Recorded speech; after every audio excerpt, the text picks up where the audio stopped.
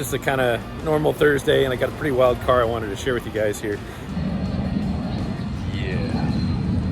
So this thing's like a 6.0 LS2. I think we're running on a Holley. So twin 62/62s, and we're gonna run at about 10 pounds of boost on, I believe, some E85, but this thing is totally set up to do just about whatever the hell you want. Absolutely freaking rip it.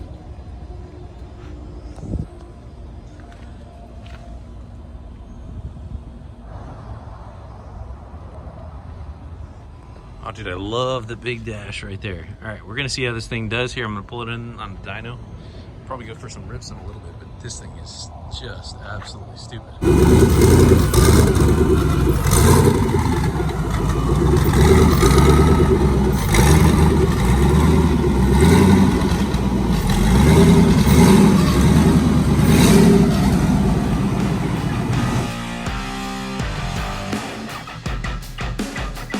All right, fellas, we got a good baseline for this thing right now. We're trying to see how much power it makes. We've got a 10-pound spring in there. I went through the Holley, found a number of different things that we should be able to optimize a little bit. We're going to start real soft, but this thing's going to be like a burnout car.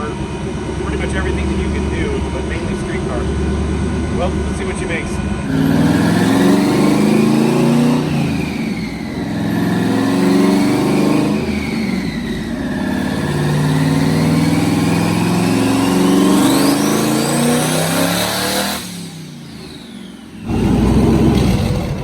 Shut that thing down a little bit early because I thought I saw it spark knocking.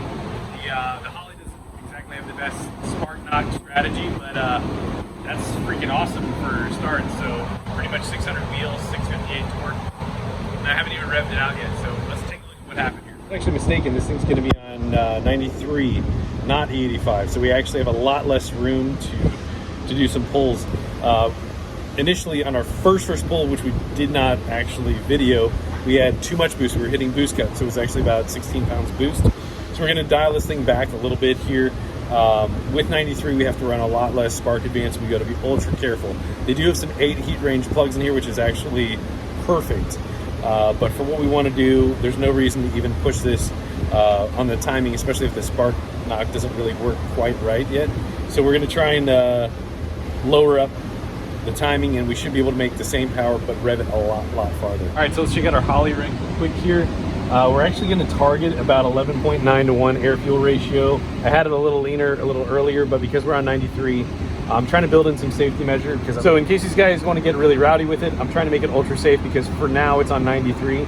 85 is like such a ridiculous savior for this. So we're going to run it a little richer right there. Going back to the timing map, we were talking about a degree and a half.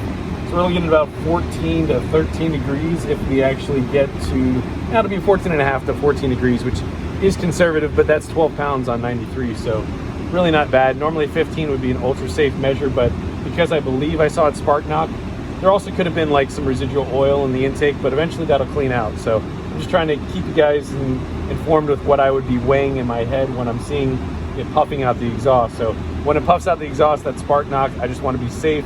We can gradually build more aggressive characteristics into it, but for right now, let's go tune this thing.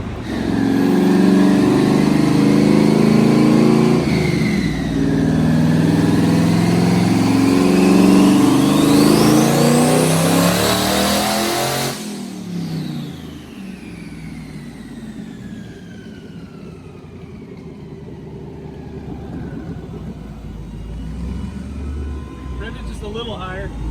Not quite where you totally need to be, man. Listen to that fuel pump, that's wild. It should be about like 5,500 or so. I'll take a look at it, but it did lean up a little bit on the top there, and I'm gonna keep pulling timing back. You can still kind of see a little puffy, but also there's just a lot of, there could be stuff in the exhaust too that we're blowing off, but it's just a little too early, but I'd rather just take it safe. I lost the last dyno pull that I was doing right there, and I actually ran into some spark knock. So we were running around maybe like 14, 15 degrees. I think I went up to like 16 and a half. That is a 10.9 to 1 compression ratio motor. It did spark knock. I think we're only running about maybe 10 pounds.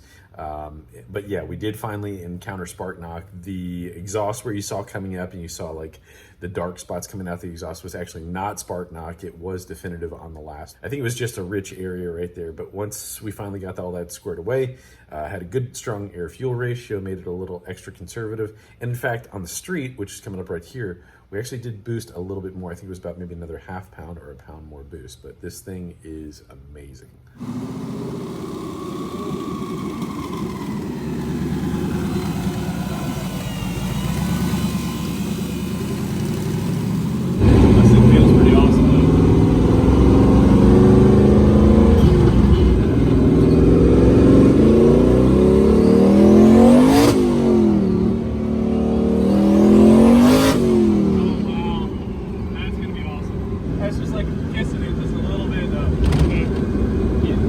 Right there. I just wanted to see how she's gonna behave.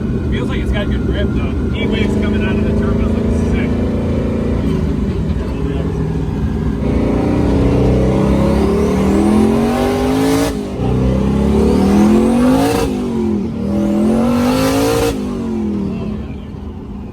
That's awesome. Air temperature's really good, honestly, man.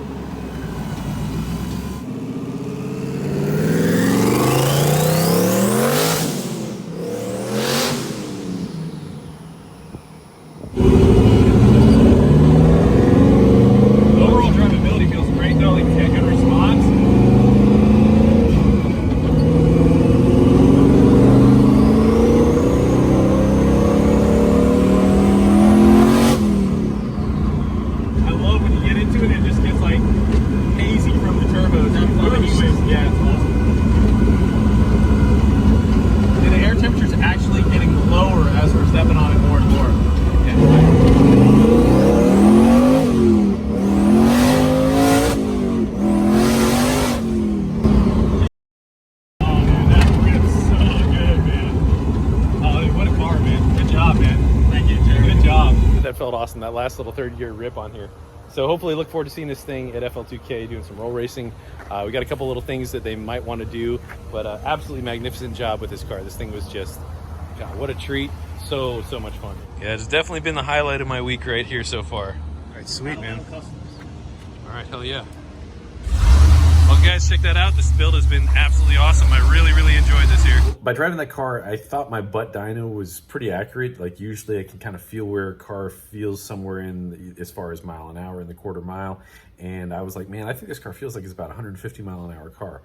And I don't know if you guys have ever seen this before, but this is like a great little thing that is an awesome tool, totally worth the purchase. All right, so this is a Moroso speed calculator.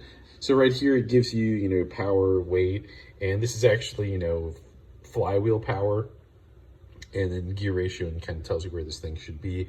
This is like the perfect, perfect 60 foot and everything. All right, so just looking this up right here, if we were to assume that this thing is about 2,500 pounds, I would say about 660 horsepower. So that shows about 152 mile an hour and capable of running about an 890. This also has another side as well where you can calculate all sorts of other things, with calculate engine displacement, or volume, etc. It really helps in designing a combination as far as like tire height and gear ratio and the usable RPM of what you're going to be running.